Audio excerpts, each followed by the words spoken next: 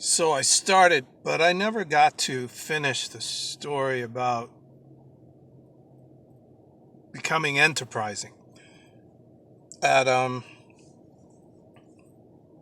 5, when I was going to kindergarten by myself, and I would see all the recycled booty in the sewers, so I would empty my knapsack of its contents and hide the contents in bushes and pack all the bottles up into my knapsack and take them to the store. And if most of the time when adults would to ask me to account for my affairs, I would tell them it was a holiday or something. I started lying really early, but we were going to confession at the Catholic school. So I always would, like, when we go to confession, it was, you cover the basics. I lied, cheated, stealed, missed mass on Sunday, ate meat on Friday. Back then it was a sin to eat meat on Friday. Somehow it's no longer a sin. I guess Rome can decide for God which sins are sins and which sins aren't sins. As far as I know, sins don't change. But I learned that at a later date. Um, Back then it was a sin to eat meat on Friday. You had to eat fish. And so when we went to confession, it was covering the basics. You did all the sins. So, like, lying was just something to be forgiven, I guess. As an altar boy, we would serve the masses, and we were like walk around behind the priests to assist them. And so I was doing that like at 6:30 in the morning, funerals, some Sundays, and we knelt and rang the bells and stuff. So I had jobs already. I mean, I was already occupied. It started at 5 when I was had my own recycle business. I mean, I was buying myself food and candy and just little toys and ball and jacks or something like that. I would fill my pockets with candy so the girls at school could attack me and steal it all. That was pretty exciting. Um, I would always fill my pockets up with candy in my jacket and stuff like that, and the girls would actually jump me at school and sometimes get me down on the ground, and they would go through all my pockets. I think that I was some sort of like elementary pagan almost thinking about it. But yeah, that I stayed. I had money, but I would pick from my mom when she wasn't looking to. It was rough being poor, man. My clothes were made by hand and stuff like that. And the kids used to like abuse me really bad about it. I mean, it was like 10, 15 kids would just sit around me insulting me.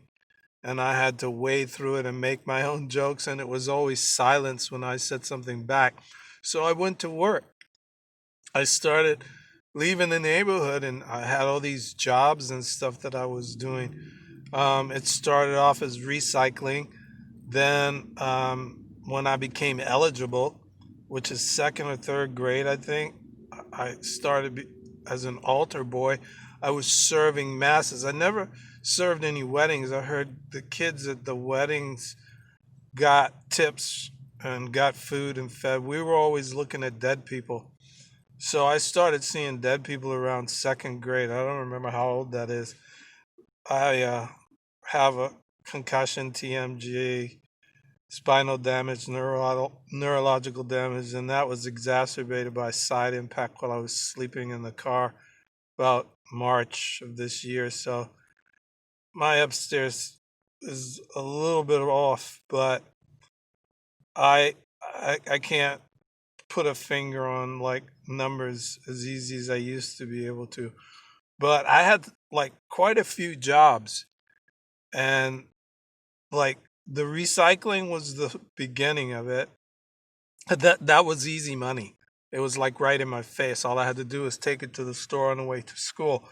Then the altar boy thing, which was exciting because it was almost like being on stage. I mean, you were up there performing and you got to hold that little plate, that or brass gold covered plate that you had to keep as shiny as a mirror under people's uh, chin so the little flakes didn't fall on the floor. And the priest actually scraped those things into the cup of wine and drank it after the ceremony, which is really gross. Nobody would do that now, no matter how blessed they are. And then from there, I started going down to the Smithsonian's.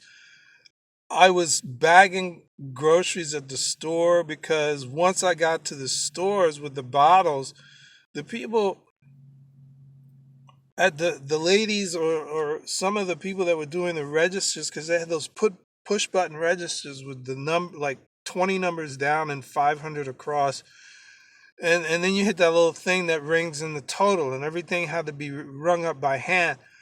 They were getting tired of seeing me come in there with like a plethora of bottles because it developed into like baskets full. And so I started working at the store. I would stand around the store watching people price food. It was Grand Union 602. And back then they had these things called rotators. And they had an ink pad and numbers, and you had to rotate to the right numbers and the right uh, monetary sign. And then you went over each product with that, and it stamped the price right on the product. So when the guys weren't looking, I would stamp their cans or their stuff for them, and then I would just stand there and let them put it on the shelf. And I started helping put stuff, like sometimes they had to answer the phone or go to the bathroom. When they came back, all the food was priced, and I was gone to a different part of the store. And I learned the store that way. I learned produce, I learned meat. I was sneaking back in the meat department. I ended up learning an entire grocery store, how to stock one. Stock was downstairs. They had a conveyor belt. At 11 years old, I was stocking grocery stores. We were taking food off the trucks. The tractor trailers would back up to the bay doors, and they had this roller tracks, and he would roll the stuff down, and we would roll it and hook the track together, and it hit this conveyor belt, and there'd be somebody at the bottom on the conveyor belt, and they would segregate the food downstairs with perishables, non-perishables, stuff like that. There were whole sides of beef hanging in the butcher shop. I saw whole dead cows, totally stripped and everything. Got it, chicken, stuff like that. I was shrink wrapping chicken and putting it out, doing security, watching people through one-way mirrors. I knew entire grocery stores by the time I was 14, 15 years old. And we were washing the managers' cars and sneaking them off for joyrides when we would tell them we're just going to move them from the parking lot around back and wash them out back. And when we finished washing them, we'd drive off for like 15 minutes. And if the question ever came up of what took us so long, we'd say we couldn't find a parking space or something like that. I mean, we were enterprising, you got to admit.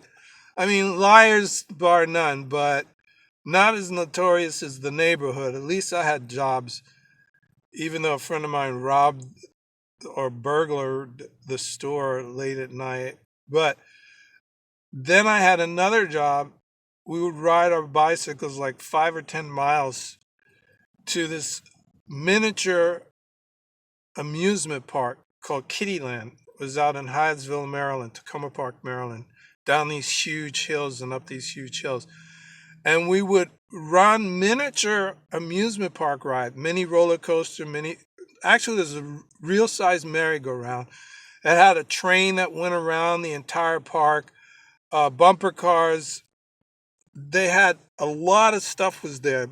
Moon bounce house that you jump up and down inside of. They had pinball machines and stuff like that. And we actually worked there as teens and got into a lot of mischievousness. But nonetheless, by the time I was 15, 16 years old, I had at least 4 jobs and counting, and was volunteering, doing a lot of stuff. and doing a lot of studies